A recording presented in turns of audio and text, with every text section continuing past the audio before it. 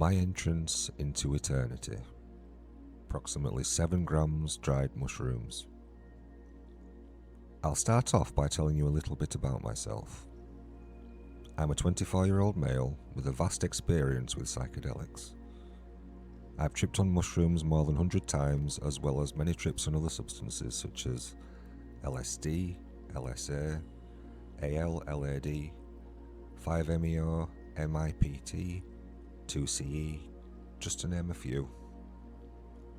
Recently I'd been feeling like I'd lost my sense of direction in life, and I'd not been living as a spiritual being I want to be. As I learned years ago, I knew I could reopen my eyes to the spiritual world with a little help from the earth in the form of magic mushrooms. I had questions about life and love that only the universe could answer, so I embarked on what turned out to be one of the most profound experiences in my life to date. I was planning on starting my trip in the afternoon. I started my day with a small breakfast consisting of a bacon and egg sandwich and a coffee, after which I would fast until my trip.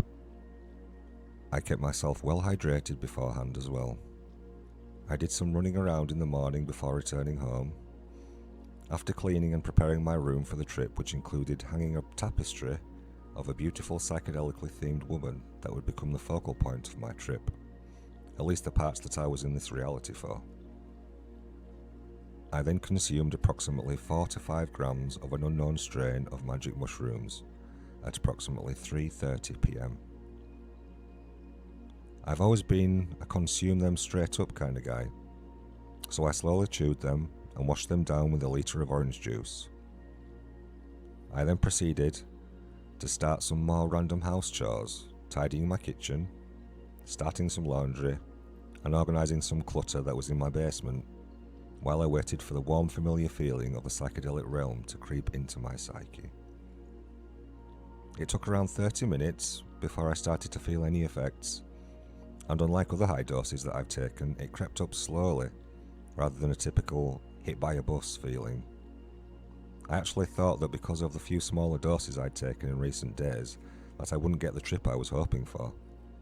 Boy, was I wrong. The ebbs and flows of a psychedelic trip began getting stronger. I began experiencing conflicting thoughts and emotions simultaneously. Time became meaningless, as well as strong visuals. The typical geometric patterns on walls, objects waving, bending, or flowing. Despite this, I felt I was still in control of the narrative at this point in time. Looking for more, I went into my backyard to feel the sun on my face and grass on my feet. It was a beautiful sunny day with a perfectly comfortable warm temperature. As I took my first few steps onto the grass, I could feel the universe's energy flowing through me. I got an overwhelming sense of belonging and purpose. Then reality started to slip away. I maybe spent 5 minutes outside before I was overwhelmed with the experience. I was able to communicate my emotions telepathically to all living beings, trees, birds, insects, pretty much any living organism within my proximity, and they were able to do so with me. The universe seemed to have something to tell me, and I needed to go further to be able to understand it. I promptly returned to my room, where I decided that I needed to get a couple more grams into my system. Again, I chewed them raw and washed them down with some OJ. Hindsight, I probably didn't need the extra couple of grams. I was headed towards oblivion already. This just kicked it into another gear. I decided that a shower would allow me to not only clean my physical body, but also my soul of the toxic energy that had been building within me recently. The shower experience itself was incredible.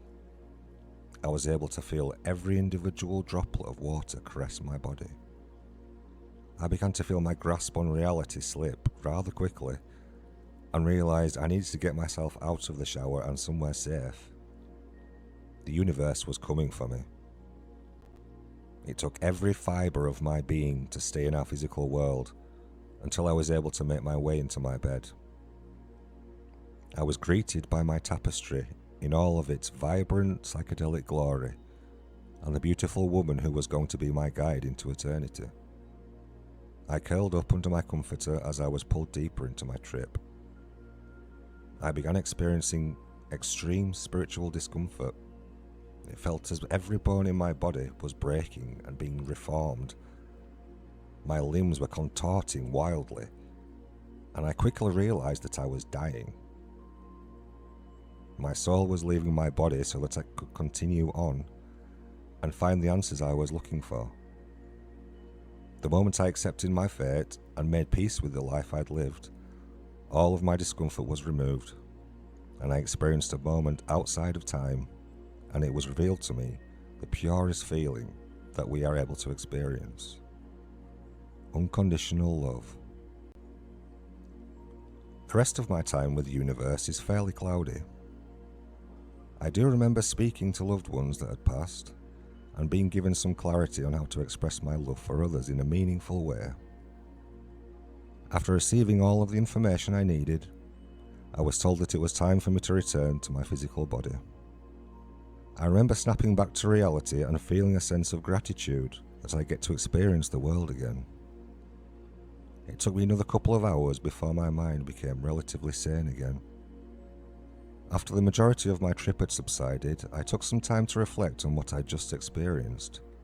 Sitting outside at 10 p.m, smoking a joint, I knew I'd just been given one of the greatest gifts of all: the knowledge of the unconditional love that the universe and all of its beings has to offer, both before, during, and after death.